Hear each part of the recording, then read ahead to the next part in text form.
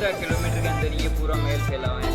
इनको हाथ में लेकर सीधा ऐसे ये राणा सांगा के सेनापति है, मैंने उनकी ओर इनको निकाल के ऐसे फरार किया जाता था।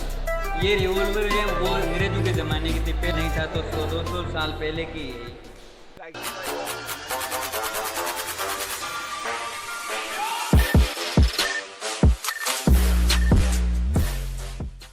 और ये है चित्तौड़गढ़ म्यूजियम, जहाँ पे रखे हुए हैं सारी ऐतिहासिक चीज़ों को। यहाँ पे स्टूडेंट के बहुत कम पैसे लग रहे हैं, लेकिन ये मान नहीं रहे हैं भाई साहब कि आप स्टूडेंट नहीं हो।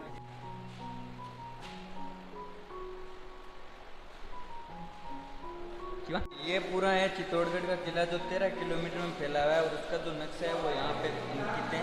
तो आप देख सकते हो पूरे को पूरे में, मतलब ये रहा चित्रंग का तालाब, सारी चीज़ें लोकेटेड की गई है, उसके हिसाब से आप घूम सकते हैं। हालांकि हमें पहले आना चाहिए था यहाँ पे, लेकिन हम क्या आ रहे हैं सबसे लास्ट में। और वो रहा उस साइड की और विजय स्तंभ, और उसके बाद यहाँ कीर्ति स्तंभ, दिगंबर जैन जो अभी आपको घुमाया था वो।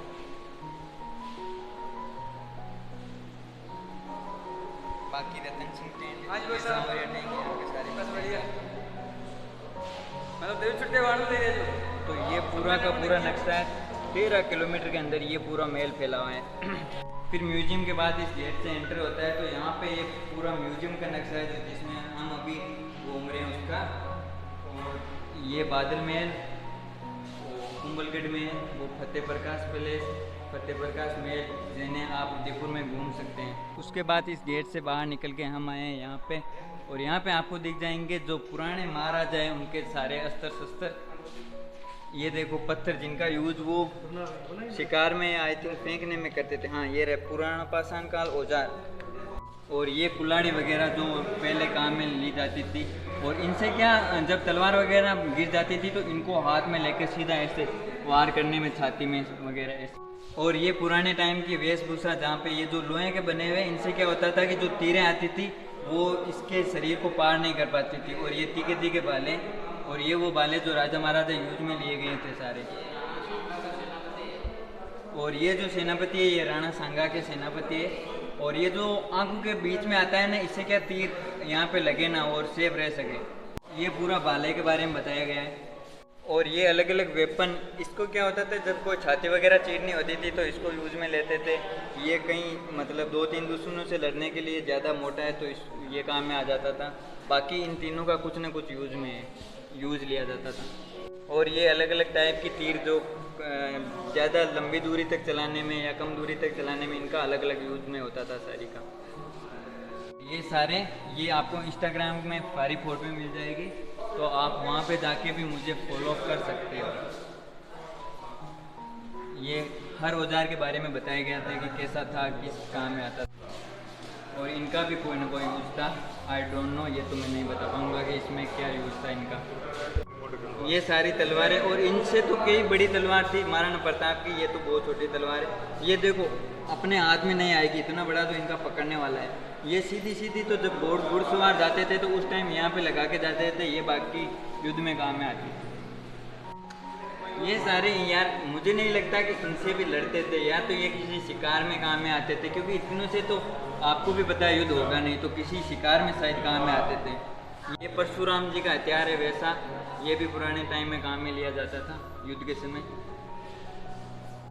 और ये बंदूकें और तोड़ेदार बंदूकें, मतलब इनमें वो बारूद भरा जाता था और फिर गोलियां चलाई जाती थी। तो अलग अलग टाइप की, कोई ऐसी है जो कम दूरी तक फायर करती थी, कोई ऐसी है जो बहुत दूरी तक फायर करती थी, तो इनका भी अपना अलग ही यूज़ था।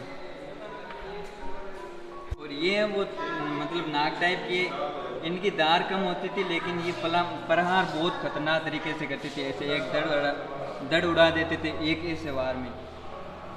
और ये कमान करपाल जो मतलब तलवारों को रोकने में काम में आती थी। और ये बाकी अलग अलग टाइप की तलवारें हैं, कोई मोटी है कोई छोटी है, वो उनके हिसाब से युद्ध में काम में लेते थे।